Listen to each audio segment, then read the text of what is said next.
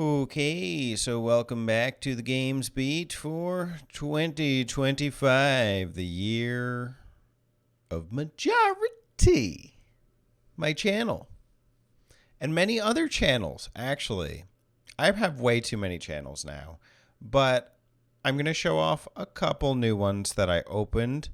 Subscribe to any you're interested in, including this one. This is where I'll be doing the main video recorded and edited content, but I will now be streaming on this channel, Majora T Gaming Streams. I uploaded my Castlevania run, 33 minutes and 21 seconds. There, I did it off stream, so it's a Majora T Gaming Streams exclusive. And you can bet that a beginner's guide video is coming soon, as well as another run, because look at how close to 30 minutes I am. I am ready to take on the count in record timing for my PB. I'm obviously not getting a world record here, and I'm still on the last page of speedruns.com, but that's fine. That's absolutely fine. I'm also dumping all my raw gameplay on this channel, that raw gameplay.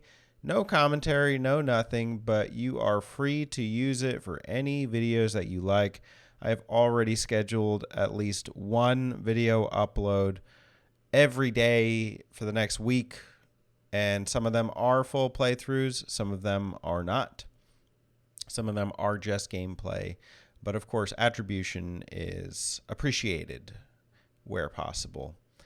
And of course, for my channel, you know, I've been doing reviews of games beaten, and actually I am looking to do that commentary video soon on Sonic Adventure, but I'm going back and getting a lot of the footage now as we speak.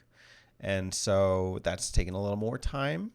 And of course, I guess I beat Wave Race 64, but not really. I didn't really play through the hardest difficulties, and I think that's kind of bullshit. But it's what's required to fully experience the game, so I'm not going to do that yet. Some of the buoy navigating, whatever. And then Yoshi's Island. Last week we were on World 3-4. Yesterday I started streaming it because I had made zero progress, and I had gotten to World 4-6. So now I think I'm approximately, if not more than halfway there, maybe not, but progress is progress, and I'll take it.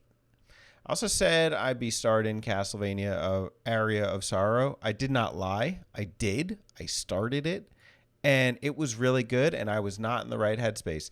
You know, a game like this, I want to fully soak in and just enjoy, and I feel like I got really caught up this week with some obligations, and next week is going to be very similar. So I'm not, for how good I think this game is going to be, I'm not setting the bar like super high or anything where I'm going to be disappointed, but I do think that compared to the other two on Game Boy Advance, this could very well be the best. So I want to be able to fully enjoy Area of Sorrow, and maybe when my schedule opens up a little more, I will do so. But for now, I did not want to put more in and just kind of forget it later. I want to be in the zone for that. Soul Silver, I have been in the zone. I've been playing before bed, and it's been eating up my sleep. But I'm having a great old time. And I'm playing with a very untraditional team right now. I have a Bayleaf. It's the evolution of Chikorita. I sometimes will do a grass starter. Usually no.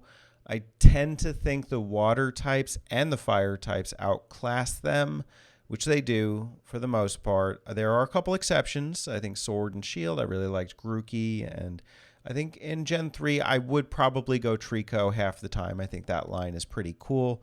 And then with the Mega Evolutions and Omega Ruby and Alpha Sapphire, that Dragon Grass typing is pretty nifty. But in Soul Silver, I'm playing with Chikorita, and it's made me really work outside of Chikorita for other options. I don't think that Chikorita line really holds a candle to most of the boss battles and standard trainers. So I've really put Pokemon in my team that I don't traditionally. And my number one right now is an Arbok. In what world? I don't know, but it's really doing it. And it's such an untraditional move set. It's got like no poison moves at this time, but it has glare, crunch, bite, and screech, and it's doing numbers. It's really helping out. And it's got intimidate, so every time I switch him in, he's knocking down attack. I am shocked. And the dark typing in this gen is something. It's something really good. So I'm getting a lot of mileage from Arbok. And then I am building up Bayleaf as a nice second. I've gone back to Quagsire. When I first started Gen 2, Quagsire was definitely one of those mons that I would catch early and then it would be a staple on the team. That water ground typing makes it basically only weak to grass. And most people do not have grass on their teams. I also caught a Magmar that seems to be doing pretty good. And then the other two spots are kind of open. I have some HM guys in there. Bellsprout's my cutter, and I got a Geodude. That was my Rock Smasher. And I have a Spearow to fly. And I'm not using too many HMs right now, but I got a Core 4, and it's taken me 6 badges in. Not seamlessly. There have been... The major hiccup I was having was actually the fighting gym on, was it Cyanwood or Olivine? I don't remember which one it is. Bruno, who is it? I don't know. Eric? Is Eric the fighting gym guy?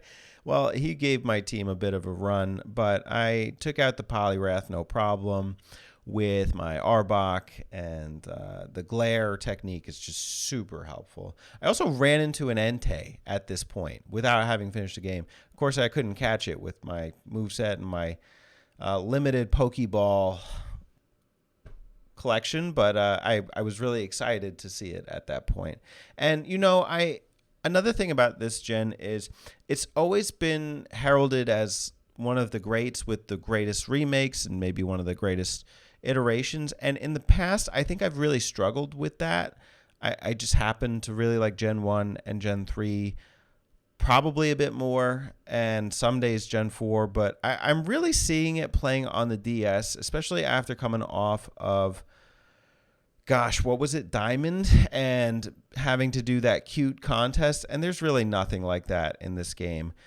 Everything's pretty core Pokemon, classic, action, and I'm having a good time. I'm enjoying the music, the scenes, the scenarios. The only thing that's a bit of a drag is the phone call system. You just get the phone called all the time. Your mother is always calling you every time you boot the game, giving you whack berry items, and it's what it is.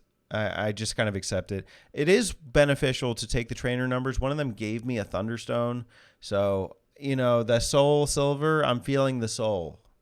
And, you know, I've usually been a gold kind of guy. I don't know why. I don't really like Ho-Oh more than Lugia, but I grew up with gold, so that was just kind of the thing implanted in my brain. I did own Soul Silver. I had the Pokewalker back in the day, but I'm growing more attached to silver lately.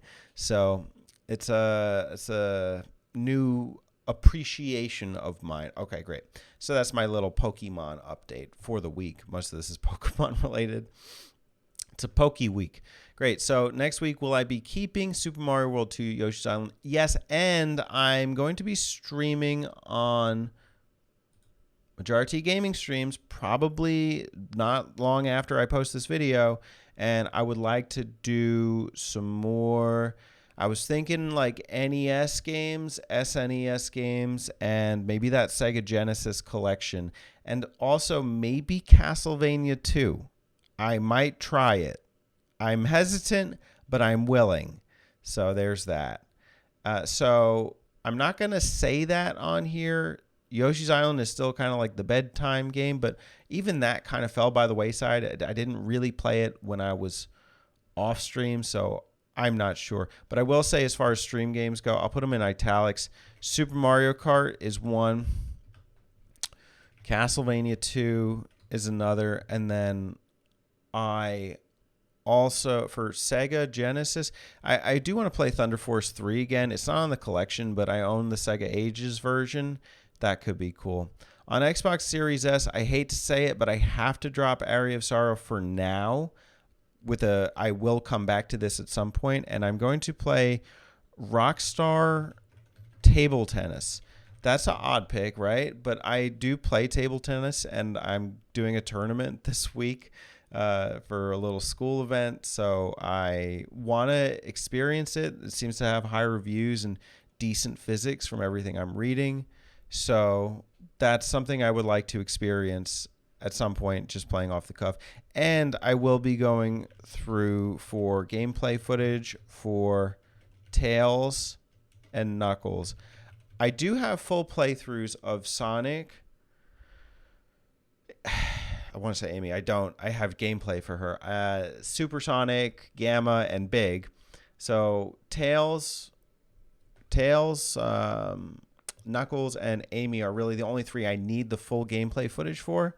I could probably do without a full gameplay run of Amy for now. So really, it's just those two that I need in order to do the kind of commentary video I would like to do. So I will be silently streaming that at some point, hopefully this week.